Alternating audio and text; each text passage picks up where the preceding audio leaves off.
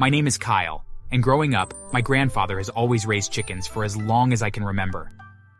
And he is so good at raising them that we are known all over town for having the best tasting eggs. Although nearly everyone in town wanted to buy them, we were always able to have enough to make sure that no one walked away without buying some. That is until last summer, but I'm getting ahead of myself a bit. Oh, grandfather, I don't think a single day goes by that people don't tell me how amazing our eggs are. What is your secret? Oh, I know, Kyle. I've been hearing that all my life.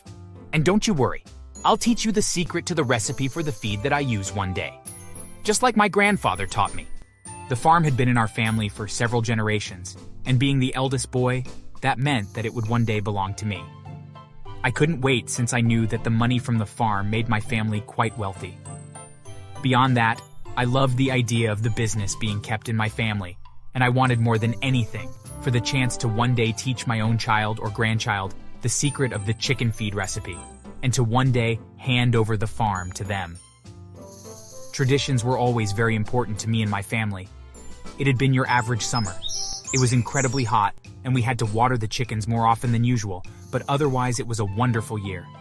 The baby chicks that were born that previous spring were nearly big enough that they would soon start to produce eggs as well, and so far we hadn't seen a single fox or coyote all year.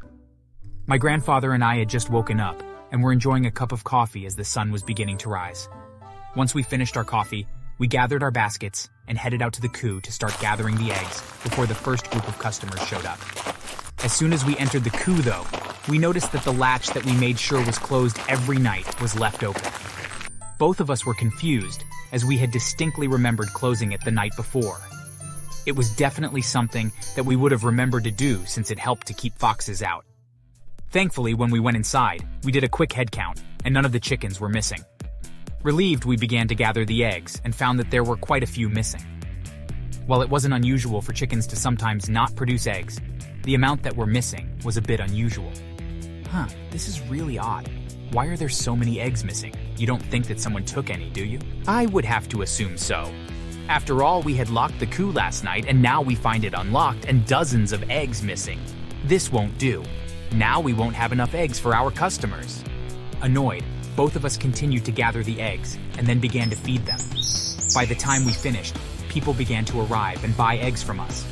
Just as my grandfather had predicted, we didn't have enough for all of our customers. For the first time in my entire life, I had to turn people away as there weren't enough eggs. Later that same afternoon, my grandfather put a large padlock on the coop door. Now no one will be getting into the coop tonight. Feeling satisfied that the lock would work, we cleaned up the farm and settled in for the night. The next morning, though, we found the lock had been cut and was lying on the ground.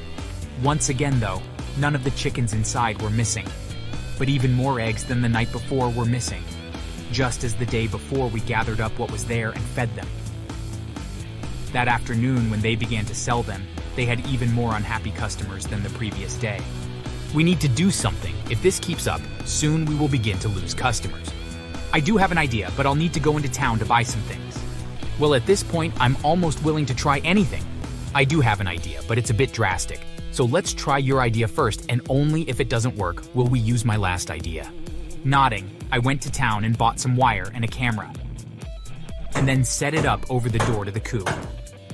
Once again, my grandfather put another padlock on the door, and then we both went to bed, hoping that between the camera and the lock that it would be enough to either catch the thief in the act, or to deter them from trying to steal from us again. In the morning, though, not only was the lock cut and lying on the ground, but the power cord to the camera had been cut as well. When we checked the recording from the night before, we saw that the thief had come around 3 in the morning and had cut the wire leading to the camera before it had a chance to be seen by it. Feeling angry that our attempts failed, we went inside and found that, just like the previous day, even more eggs were missing. Whoever it was, they were getting even more brazen. Frustrated, my grandfather went and grabbed a large mat and some shovels. Okay, we tried to do this peacefully, but now we are going to do things a bit more dangerously. We are going to dig a hole in front of the chicken coop door and cover it with this mat. But what if they get hurt? Well, that will be their own fault. Come on, let's get digging. It took a few hours, but we managed to dig a very deep hole and hid the dirt far away from the coop. Satisfied, we once again settled in for the night. but chose to set an alarm around 2 in the morning. As quietly as possible, we waited in the house, keeping an eye on the chicken coop. Sure enough, shortly after we started watching the coop, we saw a shadowy figure cross our yard and approach the coop. As soon as they stepped in front of the door, they fell through the hole we had dug and screamed out in pain. Feeling triumphant, my grandfather called the police, and then we went out to find out who it was that we had captured. Rushing over, we looked down and saw that it was Henry, a farmer that lived on the opposite side of town. Huh? Henry?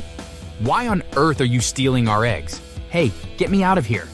How dare you trap me like this? Oh, give it a rest, Henry. We know you were the one stealing our eggs. Why did you do it? Because all my life I had to hear about how amazing your eggs were and how terrible the broccoli I grew was. So I figured that I would help myself to some of them, and I made so much money selling them in the next town over that I wanted to do it again. I should have just stolen some chickens and started my own farm, I guess. Ha! Even if you had done that, your eggs wouldn't be as good as mine. There's much more to it than just having them in a coop. Just then, the police arrived and pulled Henry out of the hole. As soon as he was free, they checked him over and saw that although he was quite dirty, that he was unhurt. After a few minutes of intense arguing, the officers were able to calm Henry down. Seeing the trap, the police were not very happy with my grandfather, but after hearing the full story of the last 3 days, they were a bit sympathetic. They did say that such traps aren't legal, but at the same time that Henry needed to give whatever money that he had earned selling the eggs to my grandfather. On top of that, he would need to pay for the locks he damaged, as well as the wire that he cut. In the end, both my grandfather and Henry agreed to let bygones be bygones and just called a truce. But if any more eggs went missing, that the police would assume that Henry was the one responsible and that he would face jail time. From that day forward, we never had any more issues with Henry, although funny enough. Days later, Henry's daughter came over to apologize for her father's actions. As soon as I laid eyes on her, my heart skipped a beat. Thankfully, she felt the same way though, and now years later, we are now married and expecting our first child. I would never have guessed in a million years that I would meet the love of my life, all because one man wanted to steal eggs, but I wouldn't change it for the world.